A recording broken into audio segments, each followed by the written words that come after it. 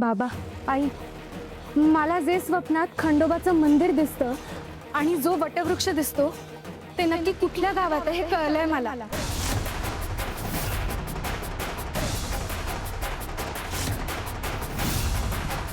कुठे? अक्कलकोटला. अक्कलकोटला. अक्कलकोटला.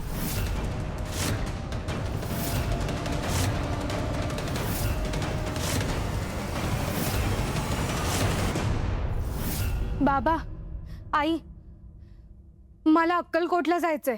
नाही नाही नाही. बरोबर बोलते तुझी आई. अक्कलकोटला जायचं नाही. पण का? मी तिकडे गेले तर मला माझ्या सगळ्या प्रश्नांची उत्तरं मिळणार आहेत. गंगा, तुला माहिती आहे का, अगं अक्कलकोट नावाचं कुठलंच गाव नाहीये पृथ्वी तलावर. बाबा, आहे. हे बघा, सोलापूर जवळ आहे. बाबा, ऐका ना माझं, मला जाऊ द्या ना तिथे. माझ्या सगळ्या प्रश्नांची उत्तरं मिळणार आहेत मला. बाबा, बाबा, मला जाऊ द्या. मी हात जोडते तुमच्या पुढे, मला जाऊ द्या ना बाबा. बाबा, नाही म्हटलं ना. अक्कलकोटला जायचंही नाही आणि अक्कलकोटचं नावही परत काढायचं नाही. आणि अक्कलकोटचं नावही परत काढायचं नाही. आणि अक्कलकोटचं नावही परत काढायचं नाही. अक्कलकोटचं नाव जरी काढलं ना तरी डोकं फिरतं आमचं. अगं पण आई, का? नेमकं काय आहे तिथे? बस, उद्या आपण तुझ्या मामाकडे चाललोय आणि हे अक्कलकोट वगैरे खूळ डोक्यातून काढून टाकायचं. बाबा, ऐका ना माझं. हो, मला एकदा जाऊ द्या अक्कलकोटला. माझ्या सगळ्या प्रश्नांची उत्तरं मिळणार आहेत मला. बाबा, बाबा, मला जाऊ द्या. माझं ऐका ना बाबा, मी हात जोडते तुमच्या पुढे. मला एकदा जाऊ द्या अक्कलकोटला. नाही. तू अक्कलकोटला जाऊ शकत नाही. आम्ही तुला तिथे कधी जाऊ देणार नाही. बाबा, मला एकदा जाऊ द्या बाबा. बाबा, ऐका ना माझं. मला असं वाटतंय माझं मन तिथे खेचलं जातंय. बाबा, बाबा, माझं ऐका ना बाबा. हा विषय इथे संपला. बाबा, आई, अगं तू तरी. श्री स्वामी समर्थ. जय जय स्वामी समर्थ. श्री स्वामी समर्थ. जय जय स्वामी समर्थ. राधा माधव आमच्या तिरस्काराने आंधळे झालेत, पण त्यांना हे कळत नाहीये की अशाने त्यांच्याच जवळच्या व्यक्तीला न्याय मिळण्यात विलंब होतोय.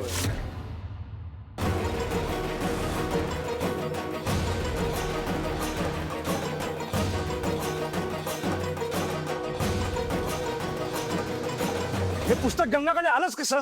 कोणी दिलं तुला हे पुस्तक? त्या साधू बुवानी तर दिलं नसेल ना. तो साधू, तो मुद्दाम हे सगळं करतोय. शेवटी गंगाला अक्कलकोट बद्दल सगळं कळलंच आणि याच वेगाने गोष्टी पुढे सरकत राहिल्या तर काही वर्षापूर्वी अक्कलकोट मध्ये जे घडलं त्याबद्दलही कळेल तिला. आणि मला नाही वाटत आपण हे थांबवू शकू. राधा, इतके दिवस एवढ्या गोष्टी कळल्याच ना तिला, त्या कुठे थांबवू शकलो आपण? स्वामी तिला हळूहळू सगळं सांगणार, तिला अक्कलकोटला घेऊन जाणार. नाही. मला वाटतं शेवटी गंगा पोचणारच अक्कलकोटला. आणि तुला वाटतं आपण तिला जाऊ द्यावं? त्याशिवाय दुसरा पर्याय उरला नाहीये बहुतेक. राधा, तुला कळतंय का तू काय बोलतेस? तुला माहिती आहे ना तिला अक्कलकोटला पाठवल्यावर काय होईल? सगळं संपून जाईल. मला माहिती आहे सगळं, पण अजून किती काय आपण लपून ठेवणार आहोत? आणि तिला सगळं परस्पर कळलं तर? इतके दिवस आपण तिच्यापासून सगळं लपवलं म्हणून दुखावली जाईल होती. त्यापेक्षा आपण तिला विश्वासात घेऊन सगळं सांगितलेलंच बरं. नाही, आतापर्यंत काही कळलं नाहीये स्पष्टपणे आणि यापुढे कळणार नाही. तिला पडणारी स्वप्न थांबतील. आपण उद्याच तुझ्या भावाकडे जायचंय. मला वाटतं आपणच तिला अक्कलकोटला घेऊन गेलो तर तिला मृत्यूच्या दारात ढकलायचंय तुला? याआधी काय घडलं होतं विसरलीस का? अगं ती अक्कलकोटला गेली तर तिच्या जीवाला धोका आहे, धोका.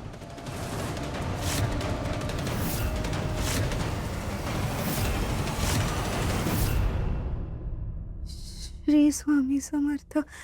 जय जय स्वामी समर्थ.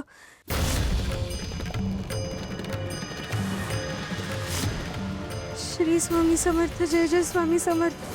श्री स्वामी समर्थ. जय जय स्वामी समर्थ. श्री स्वामी समर्थ. जय जय स्वामी समर्थ. श्री स्वामी समर्थ. जय जय स्वामी समर्थ.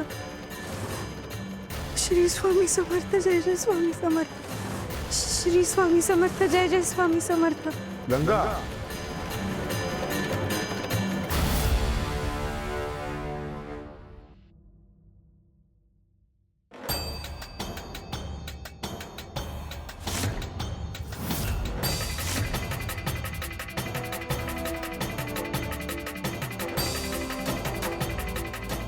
तुम्ही गंगा, तुला हे स्वप्नांचं सत्र थांबवायचंय ना?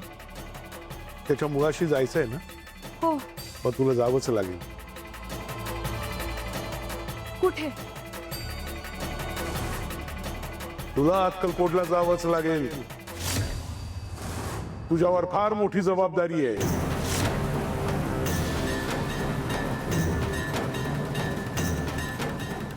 आम्हाला माहिती आहे तुझ्या घरच्यांचा याला विरोध आहे, पण मला सांग, घरात वापरासाठी पिण्यासाठी पाणी भरता का? हो. कुठून? विहिरीतून. उद्या जर तुझ्या घरच्यांनी तुला सांगितलं की विहिरीवर जायचं नाही, पाणी भरायचं नाही, तर तू पाण्या वाचून तहानेने तडफडणार का? आणि तुझ्या घरच्यांनाही तडफडायला लावणार का? नाही. गंगा, हे प्रकरणही अगदी तसंच आहे. जर भिजत घोंगडं ठेवलंस तर त्याचा तुला त्रास होईल आणि पर्यायाने तुझ्या घरच्यांनाही. तहान भागवायची तर पाणी आणावंच लागणार, आणि पाणी आणण्यासाठी विहिरीवर जावं लागणार. तसंच तुला जर का तुझ्या प्रश्नांची उत्तरं मिळवायची असतील तर ती अक्कलकोटमध्ये, आणि तू तिथे गेल्याशिवाय ती तुला मिळणार नाही. म्हणजे मला अक्कलकोटला जावंच लागेल. मार्ग कठीण असला तरी सत्याकडे जाणारी पावलं कधी थांबवायची नसतात. हे ती प्रश्न देते, पण त्याआधी उत्तरही शोधून ठेवते. सत्यापासून पळणं म्हणजे सावलीपासून पळण्यासारखं आहे. ती तुमच्या मागेच उभी असते.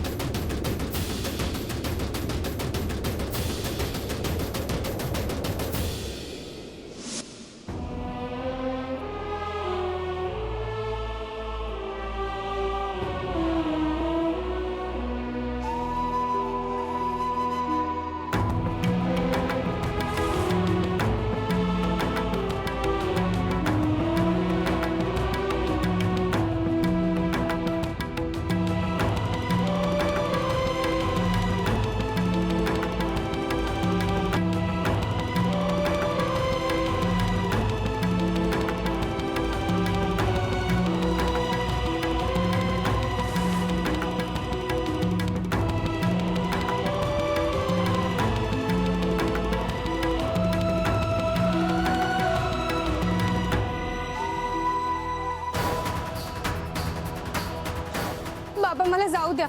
मी हात जोडते तुमच्या पुढे. मला जाऊ द्या ना बाबा. थांबा. नाही म्हटलं ना? अक्कलकोटला जायचंही नाही आणि अक्कलकोटचं नावही परत काढायचं नाही. आम्ही तुला तिथे कधी जाऊ देणार नाही. बाबा मला एकदा जाऊ द्या बाबा. हा विषय इथेच संपला. तुला अक्कलकोटला जावंच लागेल. तुझ्यावर फार मोठी जबाबदारी आहे.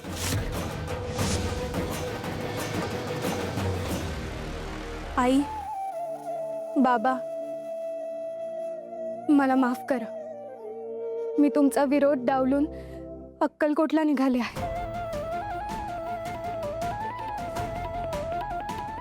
तुम्हाला कळल्यावर धक्का बसेल, त्रासही होईल, पण माझा नाईलाज आहे. मला हे स्वप्न पडतच राहणार आहेत, आणि जोवर त्याचा मागोवा घेत नाही तोवर माझा त्रास थांबणार नाही, आणि तुमचाही. आणि सगळ्यात महत्वाचं कळत नाही का, पण आता मला अक्कलकोटची प्रचंड ओढ लागलीये. असं वाटतंय कधी एकदा तिथे पोहोचतेय. काही ठिकाणं माणूस शोधत नाही, ती ठिकाणच माणसाला बोलवत असतात आणि म्हणूनच मी निघतीये. मला तुम्हा सगळ्यांची खूप आठवण येईल. मी लवकर परत येईल.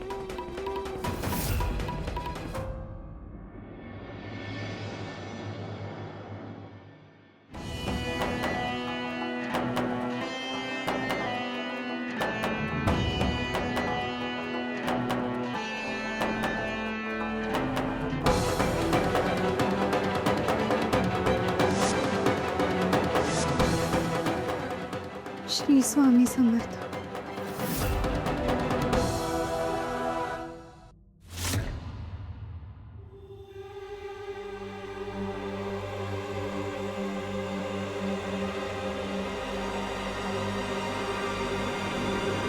अक्कलकोटचं नाव जरी काढलं ना, अक्कलकोटचं नाव जरी काढलं ना, तरी डोकं फिरतं आमचं, तरी डोकं फिरतं आमचं. तू अक्कलकोटला जाऊ शकत नाही.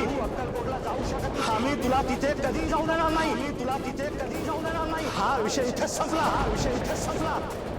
मी निघाले खरी, पण माझं भवितव्य पुढे काय मला नाही माहित. नियतीच्या वाटेवर पहिलं पाऊल टाकताना सगळ्यात जास्त भीती पुढे काय आहे ह्याची नसते. भीती ह्या गोष्टीची वाटते की मागे काय सुटून चाललंय. श्री स्वामी समर्थ.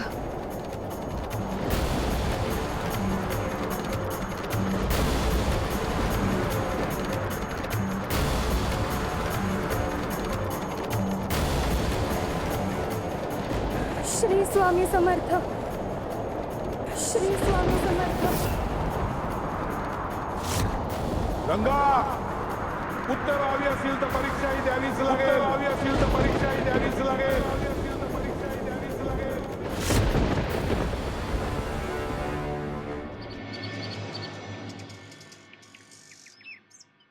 नीट करा हा. अजून लांब करा बघू. हो कपिला ताई. ते त्याच्यावर ठेवा. झाला का हार? होतोय. श्री स्वामी समर्थ. श्री स्वामी समर्थ. श्री स्वामी समर्थ. श्री स्वामी समर्थ. श्री स्वामी समर्थ. श्री स्वामी समर्थ. श्री स्वामी समर्थ. जिथे नामाचा सुगंध दरवळत असतो तिथे संकटांनाही प्रवेश करायची भीती वाटते. श्री स्वामी समर्थ. कविराज, स्वामी सेवा म्हणजे नुसतं काम करणं नाही बरं का. स्वामी सेवा म्हणजे आपला अहंकार स्वामी चरणी अर्पण करणं.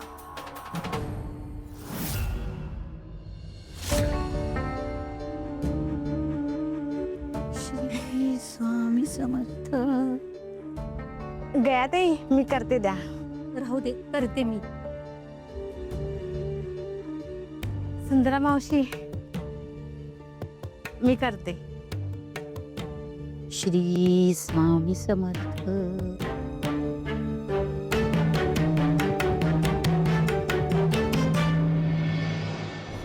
श्री स्वामी समर्थ. गायत्री, भगवतीला पाहिलं? कपिलाताई, आता काय झालं? अहो, स्वामी स्थानावर आली आहे ना ती, पण तिच्या तोंडी एकदाही मी स्वामींचं नामस्मरण ऐकलेलं नाही. अहो, त्यात काय झालं कपिलाताई? अहो, ती स्थानावर नवीन आहे, घाबरली असेल. घाबरली असेल? कोणाला घाबरली असेल? मला, तुम्हाला की सुंदरा मावशींना? काही नाही हो, मी चांगली ओळखते अशा बायकांना. मनी नाही भाव आणि देवा मला पाव. आत्ताच जाऊन विचारते मी तिला. कपिलाताई, हो काय विचारणार तुम्ही? जाऊ दे ना. काय जाऊ दे, थांबा, विचारतेस तिला. भगवती, माझ्या एका प्रश्नाचं उत्तर दे. कपिलाताई, थांबा, तुम्ही थांबा.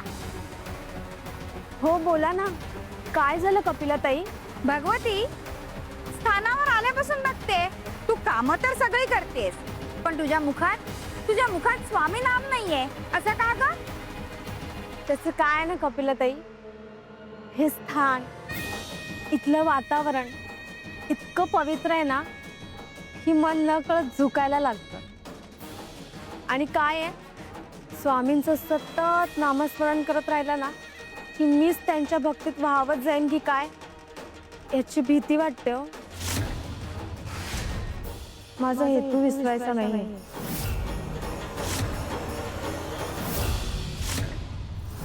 माझा हेतू विसरायचा नाहीये. हेतू? कसला हेतू? हो, असं काहीच नाहीये. ते काय ना, मी मनातल्या मनात स्वामींचं नाव घेत होते.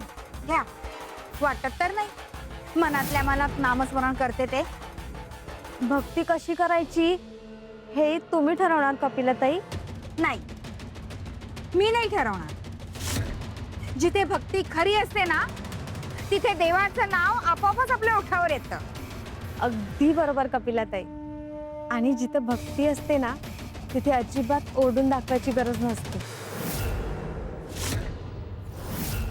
खरंय, भक्ती ही मनात असते आणि मनात भक्ती असली ना की डोळ्यात नम्रता असते. तुझ्या डोळ्यात तर नम्रता मला दिसतच नाहीये. सुंदरा मावशी, कपिलाताई, हे बघा, भक्तीची वाट ही प्रत्येकाची वैयक्तिक असते. कुणी मोठ्यांदा नाम घेतं तर कुणी शांतपणे आपल्या डोळ्यातून भाव व्यक्त करतं. आणि अहो, महत्वाचं काय आहे, मन शुद्ध असणं.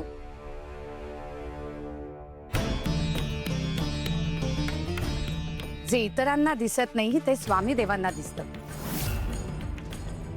देवापासून शब्द लपवता येतील,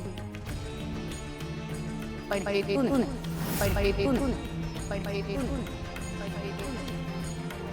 पाहिलं सुंदरा मावशी, दिलं काय ना प्रश्नाचं उत्तर. कपिलाताई, पुरे आता. जा बरं, तुम्ही तुमच्या कामाला लागा.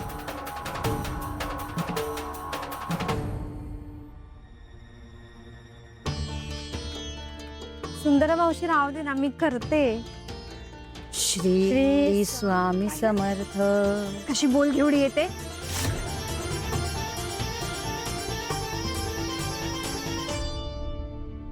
स्वामी आले.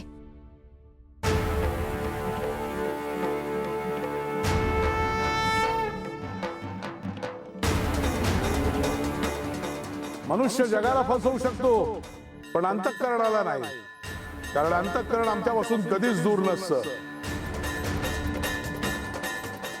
भक्ती हा वश करण्याचा नाही, तो स्वतःला समर्पित करण्याचा मार्ग आहे. जसा फुलाचा सुगंध लपवता येत नाही तसंच मनातला हेतूही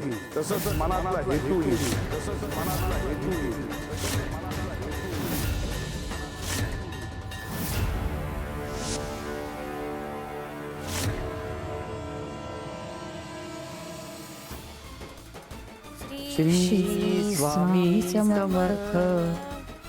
श्री स्वामी समर्थ. श्री स्वामी समर्थ.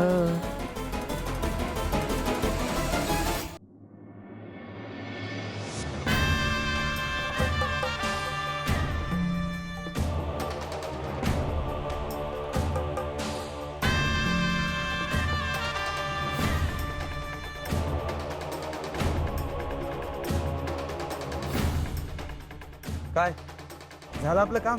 मातण दुधाचा प्रयोग असला.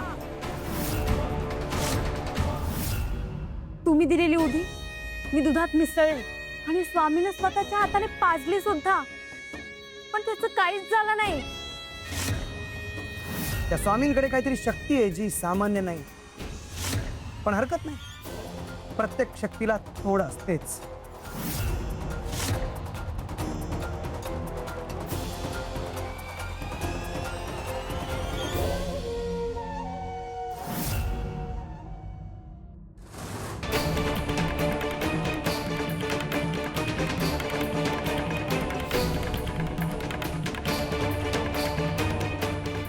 हा हार तू स्वतःच्या हाताने त्या स्वामींच्या गळ्यात घालायचा. म्हणजे हा हार साधा नाहीये. नाही, मंतरलेला, विशेष साधनेतून सिद्ध केलेला. ज्यांना शब्दांनी वश करता येत नाही त्यांना स्पर्शातून बांधावं लागलं. एकदा का हा हार त्यांच्या गळ्यात पडला की त्यांची शक्ती क्षीण व्हायला लागली. आणि यावेळी असं काही झालं नाही तर? अशक्य. यावेळी ते नक्की वश होतील. देव असो की संत, मनुष्याच्या तंत्रापुढे कधी ना कधी त्यांना चुकावंच होतं.